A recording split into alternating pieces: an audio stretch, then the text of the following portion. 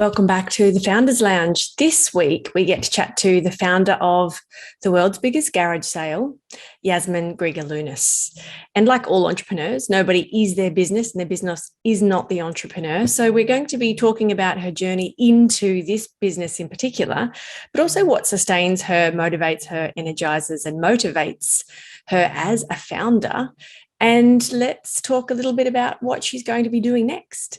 We did record this one outside, so there are some factors beyond our control, including quite a few planes that flew overhead and a fly that was bothering us. I think my microphone went off at one point, but the key essence is there. The rawness is absolutely there, and so is the realness. So I do hope that you enjoy this episode of the Founders Lounge with Yasmin. So I am so excited to chat to one of my very good friends, but also a amazing founder, female founder, entrepreneur, Yasmin. Welcome. Yes, thank you, to Peta. the Founders Lounge. I'm so excited to be here. I know. We're going to chat about lots of different things. My aim for today is to extract your story, which is very colourful, varied. There's lots of different things. I know we have the tendency to go off track a little bit, so we'll try and keep it on track more so around in terms of what is the essence of your mindset, what makes you think like you do, how did you even get started in entrepreneurship? Did you know that you were always an entrepreneur? You know, were you working somewhere and then had an idea? So maybe if we can kick off with, obviously, you are at the moment running a business called the world's biggest garage sale. I am. So maybe we might start there. Is how did that one start? And then we can sort of unpack some other stuff. Yeah, it's a great question. And so it was back in 2013. I was a triathlete and we were trying to raise money for cancer research. My mum had been diagnosed with cancer at 44, so very young. And so when I heard my friends were trying to raise money, I thought, okay, I'll raise money too. And of course, I'm a doer. So I went straight into baking, selling cupcakes, raffle tickets, just anything, getting all the stuff that I could get from businesses that I knew would have things that they could donate so I could raffle off prizes. And I did it regularly for month on month and raised some, a few $100s. But I started to see donor fatigue set in. People were rolling their eyes a little bit at the $5 cupcake. And when you say donor fatigue, that means people get sick of being asked for money. Yes. And so I thought, how do you ask people for money? So how do you raise money without asking people for money? Yes. That is actually what I thought the problem was that I was solving. How do I hack that? So I thought, have a garage sale. It's a very obvious option. And, of course, I called it the world's biggest garage sale right from day one in 2013. Because you had the vision that it was going to be massive. Of course it was going to be massive. And plus I wanted it to sound bold and big and brilliant. Yes. And so I then started to pull all the stuff out of my own home. Most of Australia is asset rich and time poor, or a big portion of Australians. There's $48 billion worth of stuff sitting in our homes. I didn't know those numbers at the time, but what I knew at the time is I had a few $1,000s worth of things that you could that I could take out from under the bed in the garage. So I moved it all into the garage with an anticipation that I would just collect and collate first and then set up. But what happened is, because I love to mobilize people and I'm very passionate, I told everybody that I knew. And so my tri squad and my family all started to deliver on weekends their stuff. And so it was like a little drop-off centre. And then we had a barbecue to attract more donations. And it was like this big little organisation. But even on that, so anybody, this is what always got me in it when I first met you. I'm like, my thought process was it's just a garage sale. Anybody can do a garage sale. Anyone can. But I think what you did differently was change the way people donated by making it easier. Yes. Because they didn't want to have to go through the hassle of hosting and have people come to their house. No. But then again, it's still nothing new because I could still take the stuff from my house and drop it off at a donation bin. Yes. But people still weren't doing that. No, they don't. What was it about what you were doing that made the difference? I think at the core of who I am, I love customers. Like ridiculously, obsessively. Is that why you've got the logo of the love heart? I think so. Absolutely, I know so. So what that means is that, and I suppose I was trained, and it's innate for me. It's one of my native genius. Everyone has a native genius. It's not ego. We all have a native genius. I'm just happy to say one of my native geniuses is something I can do without really thinking about it, and it comes easy to me, is that ability to hear and connect experiences from all centers, so incoming, outgoing, inside, and how does it all glue together? And it's like I can't algorithmically program it. Yes. Nice timing for that airplane. But what I can do is understand the invisible connections. And so when people were giving me their stuff, I was asking them, like customer, I was surveying my customers. I didn't call it that at the time, but I was saying, so they were dropping why? off their stuff and you were Why, serving. Peter, why are you giving me this brand new dress with no tags? Why are you not selling this yourself? I'm two-time poor. Why are you giving me that brand new bike? Have you even ridden it? Oh, I've got 3 bikes and it's just not right for me, and I want to do good with my stuff. So I started to hear this commercial and community thing unraveling inside of me. It was telling me people don't like dropping stuff to a charity bin because they don't know where their stuff goes and they don't know the impact. And they were so overtly generous with their stuff because they knew exactly where the impact was. It was transparent, trust, these values that were, again, innately inside of my persona and essence, but then now fueled that journey of the last 9 years. Yes. So long story short, so much stuff I couldn't have the garage sale in the garage. And literally on the Wednesday I was shitting my pants a bit thinking, what are we going to do? My driveway at the time was a big hill. There was no way I could even spill out onto the roadway. We were on a corner of a roundabout. It just was not going to work. So I picked up the phone to the local hall and I said, we don't have any money and we're raising money for charity. Can we please have the hall for free for Saturday? We need to come in on Friday night. And I think we're going to have like about 100 ute loads of stuff. And they said yes. And then I thought ute loads are not practical. It was only a 200-metre drive from my house to the hall, but that was just going to take so much time and load, unload, load. I'd burn out our volunteers before we even got to the hall. So I called Mini Movers at the time and said, can I have some guys or girls, but guys at the time they were, and I can't afford to pay you. This is a charity. Can you help me out? And they did 2 truckloads. 2 truckloads. So you had a haul. You had the gear. Truck. You had the stuff to sell. Had the people. Had friends, volunteers. And then we set up on the Friday night. It was an all-nighter for some of us. We did not sleep. And then the first customer arrived at 4 a.m. Wow. She was elderly. And she jumped the fence trying to get in before we were open. And so I started to see our customer personas. It was hilarious. But ultimately, the end of the day, it was an event. Like I remember Wayne Swan came down and visited and I thought, oh my God, Wayne Swan. And I don't care which political party you love. The fact we were mobilising the community. But you had attention. We got attention. And you know how we got it? Letterbox drop. Right. I got my kids to letterbox drop the whole of our suburb. And I said, we need to let people know. And we had a Facebook page at the time called World's Biggest Garage Sale. It's still our Facebook page today. But and we just did old school hustle because we didn't have a lot of time and I wanted to get as much traffic. And so what happened was 500 people, because the door counter, of course. You had a door counter. Well, I needed to know the numbers. I'm a data nerd. I might not appear like it, but I am an absolute metrics driven. Somebody was standing there with a clicker. Yes, I didn't have the tech, so I needed the clicker.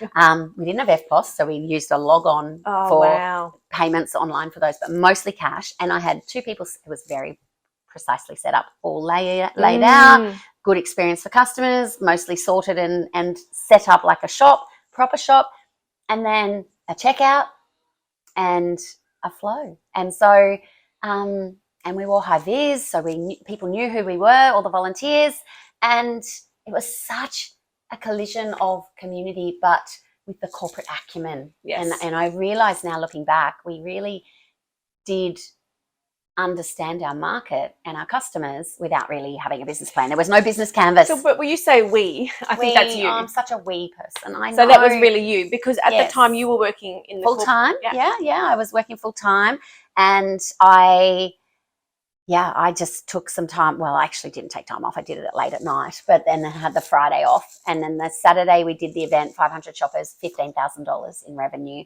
And I remember sitting on the toilet at the hall with $10,000 down my pants because there was no security. I was like, shit. And all I thought was, imagine if we did this properly. So I was not even pausing to go, oh my God, 10 grand, because 10K was my stretch target. You're already thinking of the next. I was already going, imagine if it was more organized, well done, properly agile methodology, planned, process, time. With people actually making it their job. Yes. And so we donated that $15,000. It was great. And then I went back to work, and 11 months later I took a whole month off my job, and we did $60,000 at the second garage sale, still volunteer based, and then almost $100,000 at the third one. And then that's when really I was like glaringly obvious in my face that I enjoyed this more than I enjoyed my job. Yes. because And then you decided to. So talk me through making the decision, because this can be really difficult, right? You're working full time, you have a family, you have commitments, often even detaching income, regular income, but detaching yourself sometimes from the identity of I have this, or maybe that mental, what we perceive to be stability of regular income, safety, mental, psychological safety. Then taking that leap and stepping out. So how did you navigate making the decision? There was an inflection point for me. So 2013, 14, 15, the 3 events were in a row, and I was already thinking about 16. But at the time, I was I think we were in a 5,500 square meter warehouse at this time, where we almost did 100 grand. We had a little bit of theft, and there was a little bit of like not awesomeness with customers at this stage. In terms of just the personas were very different. Some wanting to spend thousands of dollars on an item, and some wanting to spend nothing or pocket it and snip the security and run with the product. And so I thought, all right, well, this is a moment to pause. And at the time, my family really wanted to travel around Australia in a caravan. Okay. So the hardest decision for me, there were 2 hard reasons I did not want to do Australia. Number one, I would have to quit the gym. And I was such in the zone of my physical and mental strength were in flow. Right, you were in that state where you knew everything was working. And because I've been a triathlete in a past life, so I knew I was humming. Yes. And I did not want to stop the gym because I loved it. It was a community. And number 2, I didn't want to not have a garage sale in 2016. And then I thought, you selfish bitch, this is an opportunity for you to spend time with your family, traveling Australia, working flexibly. You have no choice. This is an experience you have to put your needs and desires on the sideline for. And so I did that. And then when we came back, it was just a random moment.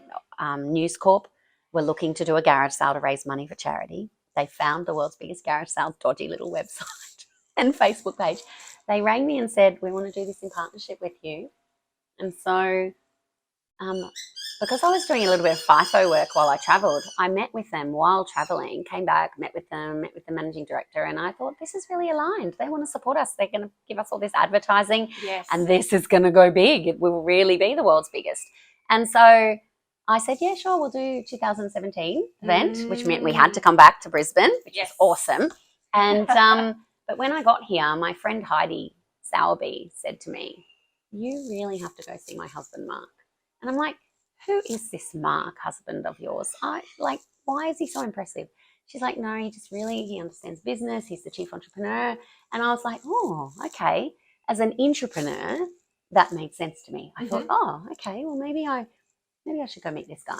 Anyway, he's literally said, you've created a business, Yas. You're literally in your 4th year. You're just about to hit your 4th year of business. Most people are 10-year overnight success. Yep. You've got revenue. You haven't kept the money. That doesn't matter. But you've got customers. You've got revenue. You've got all the makings. Like, have you got enough money in the bank to feed your family for the next 18 months without earning $1? That was the question, the hard question. And I was sitting at this cafe with him on the Gold Coast, and I said, yes, I can do that. Because when we travelled Australia, we were going to just travel. I quit my job to travel. We were just going to burn through some cash that we had as a family. But when I got paid full-time, fully flexibly to travel, it was like a sign. I didn't know at the time. Yeah, you didn't spend this money on the trip because you earned money. Yes. You now have runway, personal runway, that you were going to burn anyway. So to me, it was like, yep, sure, go. Let's go. Don't think about it too much. Go. I literally quit my job a week later. And then what? So you went from, it was a side business, you were working full time, it was an event-based. Once a year, event-based. It was hectically hard for the 10 to so weeks leading into the event. Well, hard, I suppose, for me for the first month. Physically, mental load hard because you don't have a team, because you're the chief everything officer. And you don't want to. I'm going to get you to move that a bit down because your hair. Sorry. You don't want to.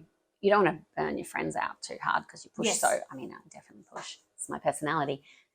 Not sorry. And no, that's the thing though. So see that I said not sorry. Normally I would say sorry, but I said not sorry there, and I'm gonna just call that out for myself because I said I'm not sorry because for my lifetime I've apologized for being me because I'm too much, too loud, too this, too that. I even said it on my report card. Yasmin talks too much in class. Yasmin sings too loud. She's no longer welcome in the choir. Doesn't matter that I can't sing, but tune. it's true. It no, was. You must have been out of tune. Yeah, I am out of you tune. Can't be but I'm loud as well. No, they always told me to turn the volume down because my mum called me foghorn in a nice way. I'm very loud and I'm excitable and my voice and tonality goes up, but that's my natural state. And then when I dim my natural state, I don't feel like my flow comes. So by saying not sorry there, it's not that I'm not sorry that people were pushed and acted in a manner that might have stretched them. I'm not sorry for my persona, my personality, my essence, my authenticity. And I'm not going to change that. No. I've spent so much of my corporate career dimming my light and toning myself down to make other people feel comfortable around me because I am intense and I am driven and I will do the things that I say I'm going to do, and that freaks people out. But I think that's the other thing is it does. To be able to start some of these ideas, concepts, businesses, not only start it, first of all, make the leap, take the risk, do the jump. Yeah, all that scary stuff. But then also draw people in, take them on the journey with you all at the same time. Oh my God. You need that all essence. At the same time. You have to. Yes. But then there is the fine line of you take the leap, you push, you ask a lot of other people. Do. We'll let that plane fly. Plane fly over. Sorry. Not sorry. Yeah, you do ask a lot of people. So there's two things that happen. You can ask a lot of people, and some people will feel challenged with that. They will. Others will just know that that's who you are, and yes. will find a place. Yes. To slot in.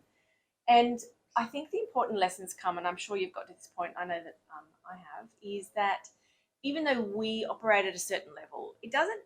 Like, of course, our expectations are very high. Our expectations are high. Name me one founder who does not have ridiculously impossible, on the surface, unachievable expectations. That's who we are, and that energy is a requirement. But it's ours to own it for ourselves. Yes. Now, I will expect a lot of people because I don't know how to not. Same. Right? Yes. However, I do know that other people operate at a different way, different pace. Yep. And it's our job, it seems to be our job, to find sort of an equilibrium there of what works. Yes. But not completely dim no. to blend, because in the blending, we lose what is the drive to do the thing. Well, you lose that, that's like a little a secret ingredient, right? And so remembering the first 3 years of what I did was volunteer, not a company, drawing on friends and family and businesses that helped. Like, it was all volunteer based. And then even during the employment, so jumping in, I remember, because Mark was the chief entrepreneur at the time, he said, go and see River City Labs, and I started to do the research. It's when I met you and read all about you and the business and Steve and what RCL was doing.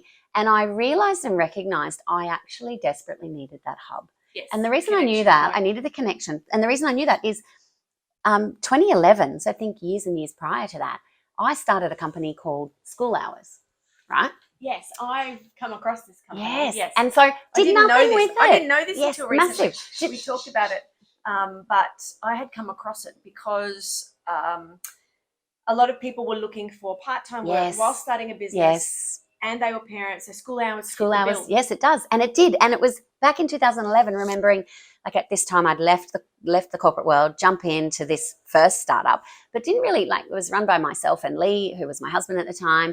And there just wasn't, we didn't have the team. Yeah. Now, great idea, too early, but not too early really, because I'm a too early person. I'm always too early, but that time too early is your time to then refine. And you must, like, a game changer is get out of your lounge room, get out of your garage, and go and see people. And that's what Privacy Labs was. And I did literally sit in the front row at every event. I went to every event. I kept seeing, after every event, my personal rhythm was, after an event, go back and look at the Twitter feed of the event, see who was tweeting, and reshare the photos. Yes. That was our marketing. Our marketing was all online. It was very organic. And there was always this YASMIN with this weird name, and I was like, who is this person? So many tweets. So many. And I'm like, I have never met this person, but they seem to be at every event. And then I thought, I'm going to find this person. And there you were in the front row asking all the questions.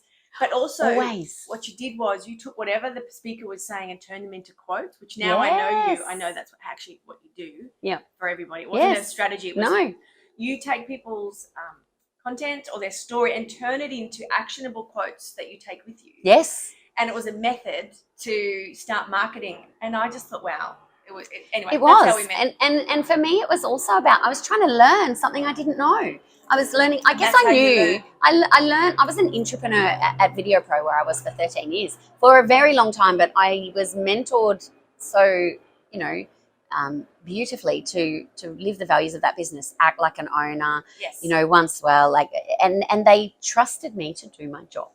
And I didn't always do it the way they wanted, and I probably ruffled some feathers because I was like the only female in the beginning, and there were a lot of people who didn't really like me because, you know, I did what I said I would do. And that can be a threat sometimes to people because it's not about you doing what you said you would do. It's actually about them not doing what they say that they can do. And I know that we all have it within us to do it. So generally, and I don't know the science, but generally we all think we're at our limit well before the limit, because we have no idea. Taria Pitt, read her book. I'm sorry, she burnt alive. I was a marathon runner. She's a marathon runner. She burnt alive and lived, not because of her body, because of her mind.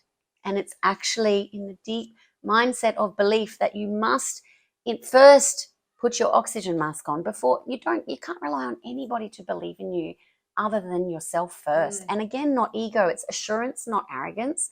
It's, trust me, I built a business for another company and it was like the most successful entity of growth and speed. Of course I can do this. So when people question me, that pissed me off. And especially... And they did. And I'll tell you why. Is because you came into an environment. I'll tell this bit of the story. No, you came into an environment. Tell it. It's funny. Do it. To be part of an accelerator program, which was a lot of tech companies, right? Yep. Or tech-based businesses or businesses with heavily focused on application websites. Yep. Something sexy stuff, opposed to in-person bricks and mortar physical events, which is what you were hosting. Now, because it always presented, and the name does say this, and it never has, for me, it never fit. No. World's Biggest Garage Sale never fit with what I knew you were wanting to do. You're right. However, it presents and people take it on face value. And I'm like, how does this work? Why is there a garage sale in a tech startup accelerator or innovative accelerator? It doesn't fit. But we had done so much revenue. No, I know that because I met you. And when you started speaking about the bigger vision, I was like, okay, I understand you. I can see where you're going. And I would love you to be part of the program. Yeah. But I know you probably spent 80% of the time trying to convince people that it wasn't just a little event business. I did. And, you know, I don't know that I've told you this story as intimately as this, but it's almost the anniversary of me registering the brand Circonomy. And Circonomy is really what we were at the time, what I was at the time. What Circonomy was the vision. What happened, though, was I experienced this sense of, shit, I'm extremely capable, very delivery-oriented, never not been trusted before. And I'm coming into this new space where female, 40s, non-tech, social enterprise, circular economy. Nothing fit. Nothing went into any box where people could go, oh, yes, I see where that fits. And it's not about anybody. I'm not blaming that. It was just the circumstances. But also we needed to create some new boxes. We did. And so at the time I thought, it's like, well, it's not going to be the world's biggest garage sale anyway. It really works for a brand to be able to bring this community through. Plus it's got validation. Social enterprise or profit for purpose was, we're talking 2015? 2016. 17 we met. It was nothing at the time. It was charity. Yeah. And I was like, I'm not a charity. Even last night someone said, oh, you're that charity. I'm like, no, we're not a charity. So what I love about Circonomy is I created Circonomy, which is a blended word, of course, of circular economy. Yes. At the time when I was tweeting circular economy, hashtagging it, nothing was. So I was like having to type out the whole word. It was annoying. Now you type in CIR and circular economy is like rampant. And so again, early. I was early and I understood I was early. So what I did was strategically made a decision. Do I come into the accelerator as world's biggest garage sale? Where I've already convinced people that I can do this because here's the data to show you that we've done it already. Or do I create this new brand now called Circonomy and start from scratch? And I made the decision to not start from scratch with Circonomy because I knew I already had this whole heavy lifting to do that I did not want to add another different, like Circonomy was too early back then. People were already scratching their heads. I did not need them to scratch their heads about Circonomy and then questioning what it was all about. So it's 4 years old, that brand, on the 16th of May this year. So we you got into the accelerator. You did 6 months as a full-time founder as part of that program. Double full-time, because I'd lost my co-founder who had a mental breakdown just before the accelerator started. So I went in as a solo founder, completely, again, statistically not great for business. So you built the business, you evolved the brand, World's Biggest Garage Sale, you continued with the events, but also all the while in the back end building something much bigger, although it still was presenting as World's Biggest Garage Sale. An event-based business. How we made our money. How do we feed our families? How do I keep staff employed? But we had to sell during that stuff. process, you were building relationships. Yes. Proving value. Talk us through. So that was 2017. We're now 2022. Yeah. So where does it sit now? Can you explain where you are? Yeah, totally not World's Biggest Garage Sale. You will see Circonomy be the brand evolved from what we do. And I suppose it was a moment in 2018 and 19. And I mean, I never went away. Once the accelerator stopped, I stayed. And so sometimes you slept there. I did sleep there. It was against the rules, but I still slept there some nights.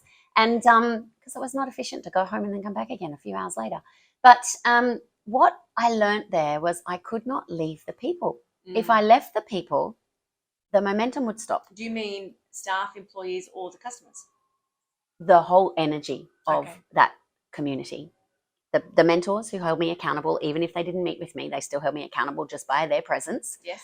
The people I could go and knock on their doors of if I had a problem, just being able to bounce ideas off someone when you're feeling loaded, and just the coffee, the chats, the collisions. But you also did start up a meetup group. Yes, I did during the accelerator. So that was also, I would say that's a very clever strategy to engage outside of your immediate circle. So that was, again, seemed like just a nice thing to do. But I know you. Strategic. Very strategic process in drawing in. So you brought in corporates. Yes. You spoke to large organizations who were already, and the way you do it, I know how you do it, is you get them to come in and share their story and celebrate what they're already doing, but all the while still bringing these people in to try and educate people around what we were doing, that it wasn't World's Biggest Garage Sale. It wasn't even about me. It was about them, Food Bank, Oz Harvest, government, big business, who did not realise they were doing circular economy. I needed to normalise circular economy in our ecosystem so that I didn't sound like that crazy woman anymore.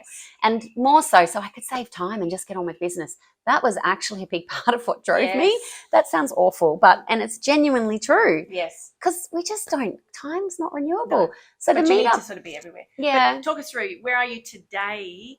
So where is the business located? What does it look like? Well, we moved out of River City Labs at the point in time when the Officeworks contract was signed. So how that all came about is, we were getting all the surprise chain, the thing I call surprise chain, which is really Which means you don't know what's coming. We don't. It can come from consumer. At the time, beggars couldn't be choosers. We would make money from these products. So we took it from consumers, businesses. But what I really understood strategically when businesses were unearthing these assets is the value.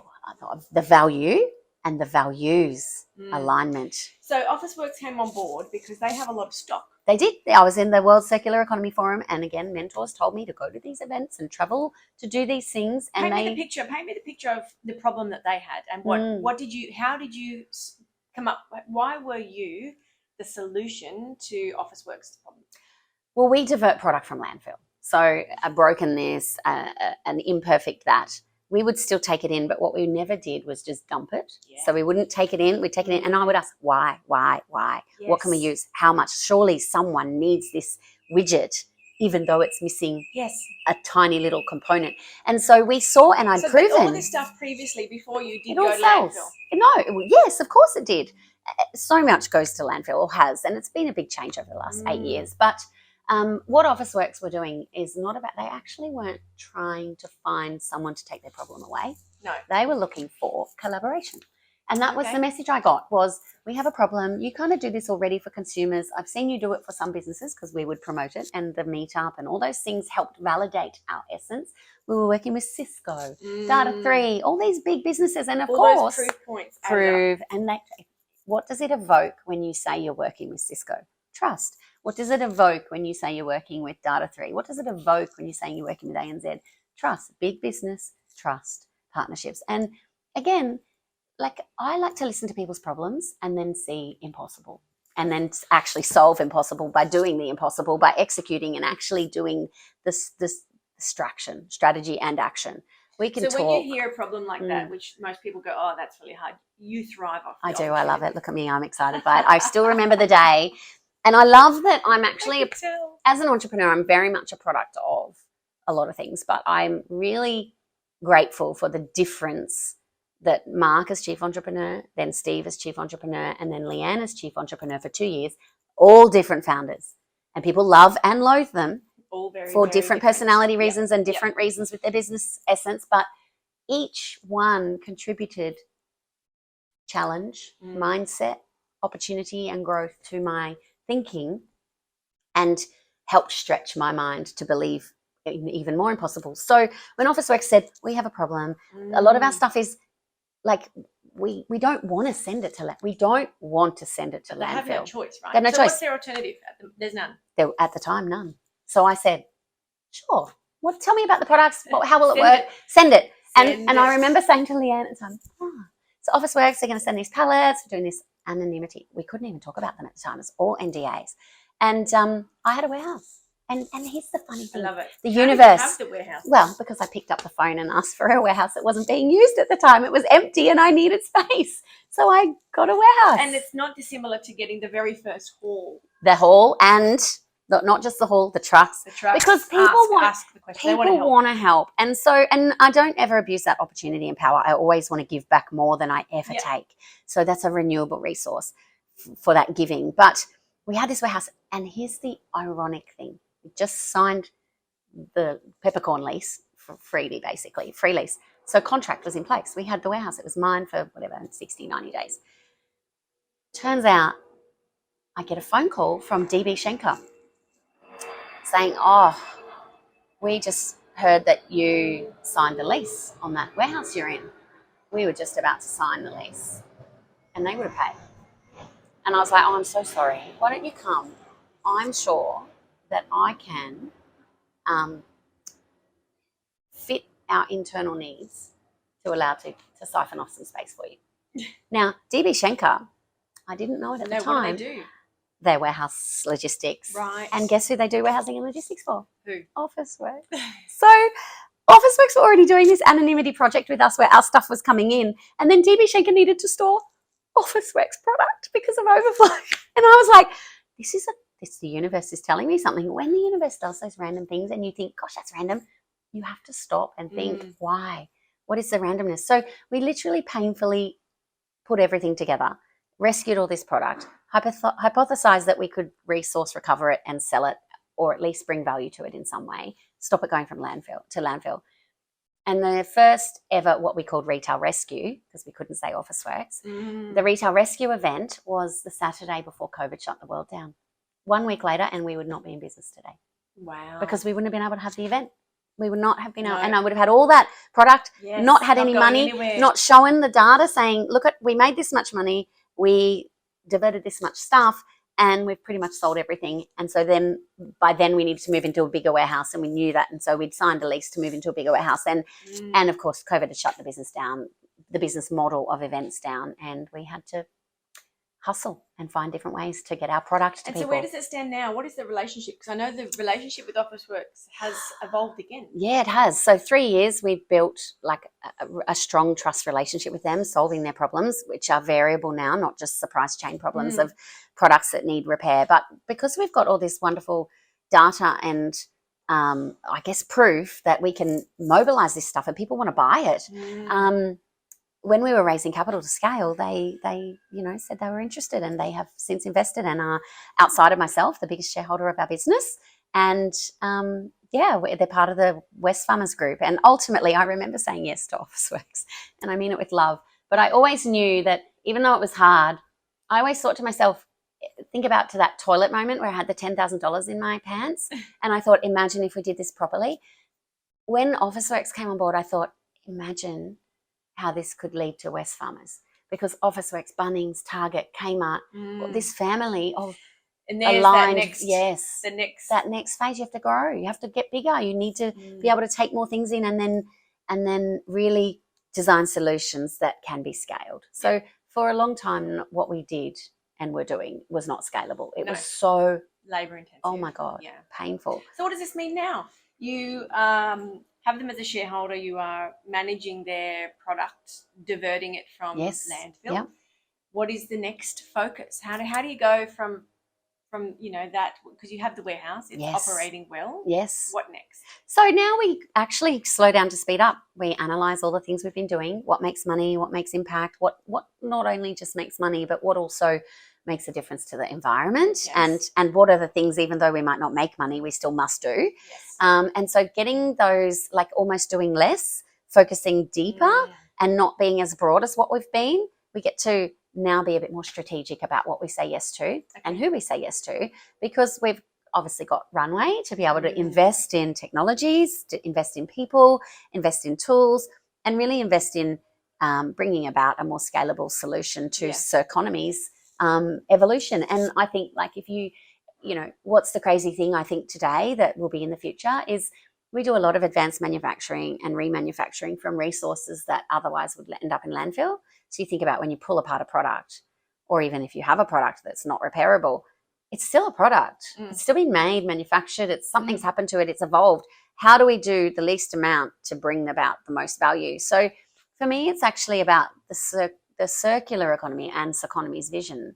My vision, the crazy stuff that I think is that our products, the Circonomy products, will go back into retail stores like Officeworks and others and sold, not in our own precincts, but actually back in retail, general retail operations, Circonomy products, circular economy, what we know as that secondhand and that feeling of bin and dirty market is not actually what this market is. Yeah. It's an evolved, growing faster than retail market. And there's a lot of people doing it really well. There's a lot of people now playing with tech platforms and different opportunities around how do we resource recover all these things. And there's limitless opportunity in this sector. And we just want to be one of the champions of the sector. Absolutely. And an enabler, and an enabler. I believe in co-opetition. I think a lot of our model will be done in collaboration across the country, because it doesn't make financial sense to just go and fill warehouses up across the country when there's infrastructure already there. Yes. It's always been about mobilising what's already there. Yes. Same with skills. Yep. Same with infrastructure. So that is world's biggest garage sale, Circonomy. Yeah. That's one part. But what about you? Me. So you play a role in a business. You are not the business. No. And a lot of entrepreneurs find it difficult. Yes. Founders in particular, maybe first-time founders more than others. Yeah. Find it really difficult to separate themselves from the business, or to separate that identity. So if we're not talking about circular economy or world's biggest garage sale, now this is rare to have you sitting here without that T-shirt on. Very rare, actually. More common than you think. So I'm very proud of you. Yeah. Because I want to know, so what is Yas doing? What are you doing next yourself, removed from the vision of a business? Like, do you have a personal interest or a passion point, or what is the essence that you are personally chasing? Yeah, look, it's a really good question, Peta, because I think even in the business, my drive is all about making a difference. And how do we, I love growth, not growth for my bank account. I mean, of course, everyone wants to be comfortable financially, so we don't have to think about money. But for me, I am extremely passionate about relationships and human-centered growth, that capacity building of our minds so that we can do what is seemingly impossible. Because, to be honest, I'm actually quite an average person. And I do average things. And I just am consistent. What do you mean by average? Well, like I didn't, I wasn't an athlete as a kid. I didn't go to training, but if I ran or participated in sport, I would just be okay at it. Even as a triathlete, I was an okay swimmer, an okay runner, an okay bike rider, not really trained in any, but also not, like, just not weak. And what I mean by weak, that's not a great word, but what I mean by that is I just believe I can do anything. And I think that belief is something for me that an entrepreneur has. It's a thing I've seen in so many entrepreneurs, many who have inspired me, many who have gone off and sailed, and many who have not and failed.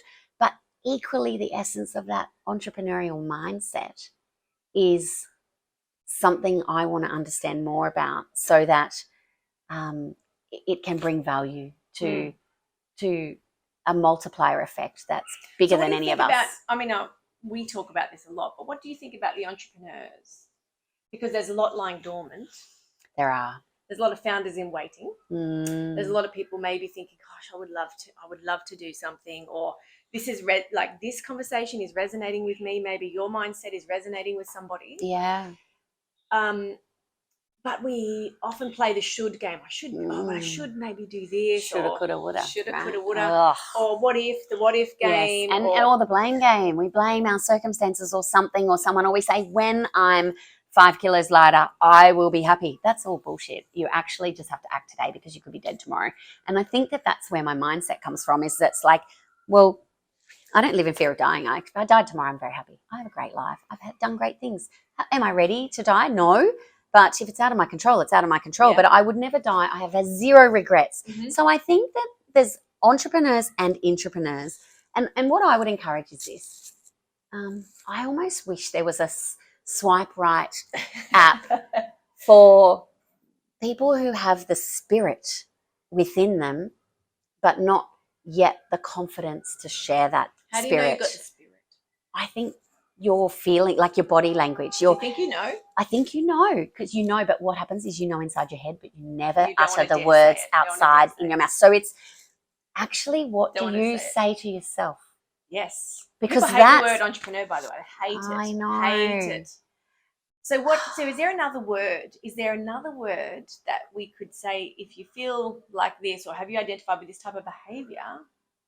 I know that when I speak, a lot of people go, oh my gosh, yes, I think of those things. Yes. But they don't act.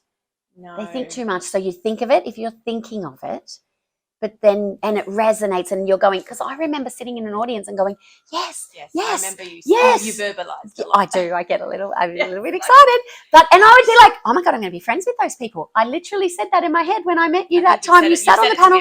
I'm like, I'm going to be friends with Eleanor. I'm going to be friends with Peter. I'm going to be friends with Ellen. I'm going to be friends with all these people, because I loved your energy. I think it's this is what I'm trying to get at. Is let's do away with the word entrepreneur. Yeah. Let's do away with the word founder. Let's do away with the pressure of starting a business. Okay. Because I don't believe always that's the only pathway. In all honesty, you evolved into your entrepreneurship journey through being intrapreneurial. Yes. Your last corporate job. And then testing out an idea you had on the side. So none of those things were business, right? No. And it was only until you sort of met someone else and went on the journey, and then it was framed and it was given a label and all the things. And so many people opt out before they've even considered maybe backing themselves. I think that's the essence that it comes down to is, do you have what it takes to trust yourself? Not just trust yourself. Do you have what it takes? There's a couple of things. Like, I make up acronyms and alliterations and acrostics all the time because I like patterns. So being an entrepreneur, being a business owner, doing this startup thing actually has been more about my own growth as well as a human. So things like holding myself to accountability around being, like I call it brave, right? Being raw, authentic, vulnerable every day. I learned that there's a lot of things about me that is not my t-shirt and my business. And because I wore the t-shirt everywhere, everyone thought all I was the business. It's not who I am. It's actually not who I am. And so we're not our businesses. The t-shirt non-wearing for quite a while. I tell know. her off every time. I have not worn my shirt for a long time. But and I needed to do that for my own. I am not the business, and I'm not. The business is bigger, and that's what a founder should want. But as a human, I think there's a fear. There's a fear that we self-diminish and self-select out of things we know we can do. Yes. And there's a trigger. And I think the trigger to believe you can is often people around you. Who do you surround yourself with? Who are they? Say that you're the average of the top 5 people you spend the most time with. I feel like I had to evolve my top 5. I was in a different space, a different ecosystem. Who were the people that I needed to learn from? And then how does that challenge me? So I'm the I agree. I 100% agree. And having been always in business in my early 20s, I would never have called myself an entrepreneur, but until I stepped into the ecosystem, which was very new, I was like, oh my gosh, there's a whole lot of other people doing things. Look at us all. We're all crazy. But you meet and you connect. You do. So I want to get back to some actionable things for people to maybe consider is not just an idea, but I think there is always an internal urge or drive to do something else. Yes. Maybe try something, maybe connect with someone else. Like, how do you even do that? And I think networking can be confronting. Very. But trying new things, like, as you know, I run the program for midlife or mid-career pivoters. Yes. And I do that predominantly with partnerships through schools, because I find that subset of people are all often thinking maybe I could. Yes. Well, because they're past all those beliefs that they were not born with. We're born very fresh, and then we get all these beliefs and it stifles our growth, and this is a human thing. And then what happens is you get older, you start to give a shit less, and you start to then think about the possibilities. I'm going to give it a go. I may as well give it a go now. And for me, even sometimes I'm like, oh, I shouldn't make that comment. And I'm like, let's not fucking should. Yes. If I feel it, I want to say it, and I never want to be rude to people. But if someone does something that isn't sitting within your values set, then you need to call them out on it. And it's not a personal attack. It's values. So I think it's values alignment. It's putting yourself out there. But, for those of you, I have introverted people in my family. For those of you who are less desired to sit in the front row, find another platform or place and space where you can connect, or safety numbers. Safety in numbers. Absolutely. I was going to say, take a friend. Find a friend. Go together. You might still sit in the back corner and just observe, but that's learning. You don't even need to speak to somebody to get value. You can read body language. That might be your superpower. You can understand people by the words they use, and you will be able to filter out without having one word with one person, just by being in the room. I hosted an online pitch night last night, which means people can just dial in via Zoom. Yes. They don't need to leave their house. Comfort zone. And they just can listen to other people sharing their ideas, getting feedback. Now, that's probably the non-confrontational way, very safe place to get involved. So there's so many options, like more so now than ever before. I agree. To get involved, meet new people, maybe, open and expand your awareness. Yes. Of what, how, who, and it's just a matter of, we have everything at our fingertips. You plug it in. We really search, do. It's all there. I think there's safety. It's just get out of that safety zone. Come out of your comfort zone and really connect. It again. You'll never lose by challenging. You will never lose. And another plane. We're obviously in a great flight path here. I know that, especially as a mum, and this is really relevant for the work you do. I was the working mum. If I did school drop-offs, it's usually in my workout gear. I would turn up either in my founder shirt or my training gear. And I was never the mum of the traditional persona mums. And I know how hard mums work, because I come from a mother and a grandmother who served our family in that way. And it's way harder than what a business owner has to do. But I think there's a superpower within women who can do everything, because we do. I think a lot of it is not documented or accounted for. But it doesn't. This is the thing, Peter. No, it's just happening anyway. You don't. Does it need to be documented at that phase? I don't think it does. No. Look, I want to make it safe for people to know. You don't need a business canvas. You don't need a business plan. You don't need to know all the answers. I mean, we like to know all the answers as mothers, but we don't. And there are tools there. Tools to get them. There's tools. There's tools to help you. There are so many tools. You don't actually need, the formal program. No. It's first of all saying yes. Yes, that's the bit. Say yes. Just say yes. Say yes and trust yourself. The rest. If you're an information person, go do all your research. Do all the programs if you want. Yes. There is help, there's connections. But first of all, you have to be open to it. And if you're not open to it, the rest is going to seem very hard, right? Yes. And actually know that you know more than you think you do. And just because you don't have degree, qualifications, whatever your LinkedIn, midlife. Living, being either in the corporate landscape or in the workforce. It doesn't really matter what industry. It doesn't need to be corporate.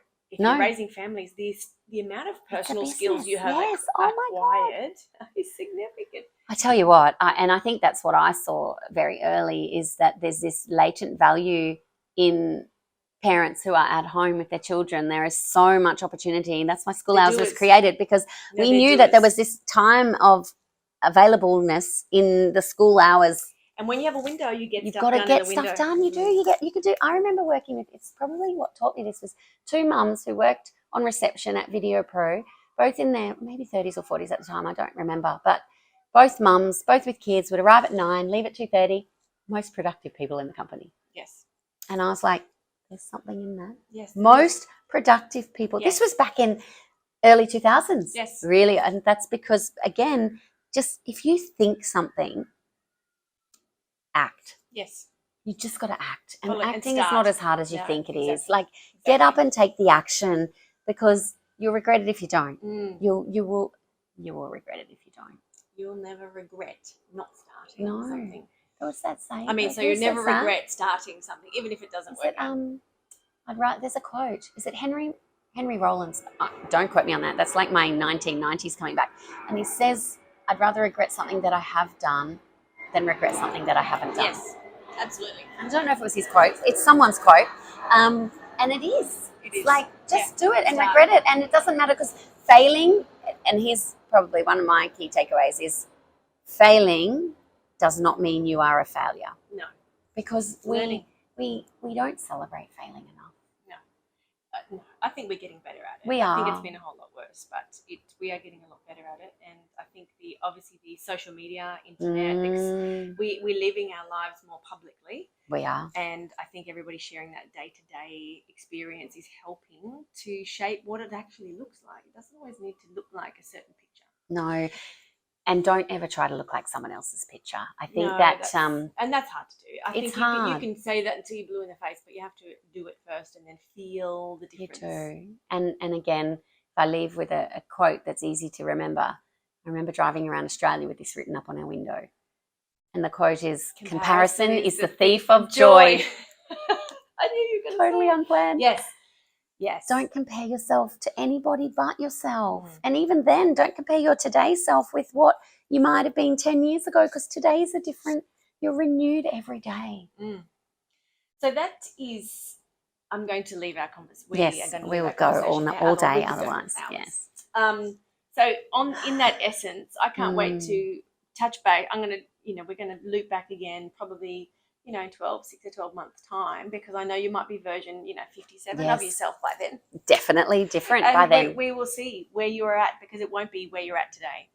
And I think I agree. I absolutely agree. And if you're sitting there watching this now and you're thinking even just slightly, gosh, I really should connect or message Peta or contact Yas. Yes. Just reach out, ask the question. Just do it. We're not scary. I love it when people say, "Hey, I just watched this thing," or "I went to this event," and you're speaking, because it means it's very difficult when you're speaking in this platform. You don't really know. So there's viewers, but we don't know what they're thinking. No, we do not. So we encourage the feedback, good, bad, or otherwise. I just love to know where it's landing. Yes. All the key takeaways. And what resonates, because if we know what's done well, do more of it. If we know what's not done well, do less of it. And it actually just is more about that evolution. I think it's... So what's some good ways to reach out to you? So LinkedIn. Email, and anything. Instagram. I answer all my own, on my personal accounts. We have business people that do the business ones now. But if you want to connect with me as a person, just LinkedIn, find my mobile. It's probably on LinkedIn, my mobile number. Somebody always asks, how am I going to get in touch with such and such? And how do I get in front of? And I just say, look, find out where they're going to be next. Yes, and go there. Show up. Go to the event. Oh my God. Take an interest. Chase as well. But take a genuine interest. Don't just expect an intro to something else. It'll get lost in the inbox. But if you are genuinely interested in connecting, find out where either one of us will be at something at some point in the future. Show up and say, hey. But don't message us and think because we haven't replied that we're ignoring you, because sometimes it does get lost. I had a lady ring me today. She'd messaged me twice. It's sitting in my inbox. I haven't replied because it's just volume. And she rings me. I'm sorry to ring you. I'm like, don't be sorry. Thank you. Can we catch up Saturday? And she's coming over Saturday. That's the I love that. I'm more excited about that because of her behaviours of proactivity. Now that's the essence. It is. I had asked something of somebody and they hadn't come back to me, and I'm like, oh, do I keep asking? Because I don't want to keep asking. But I thought I really want their answer. Yes. So I did because people do this to me, because I'm notorious for reading the thing and forgetting it go, to, and yes, I don't bump. It doesn't get bumped back. So I've had people go, I'm bumping this back up to the top, and I'm like, thank you for bumping that back. Yes. I need it. So I did the same thing to this person. I said, look, I'm just bumping this back to the top of the inbox. I'd love to hear your feedback on this.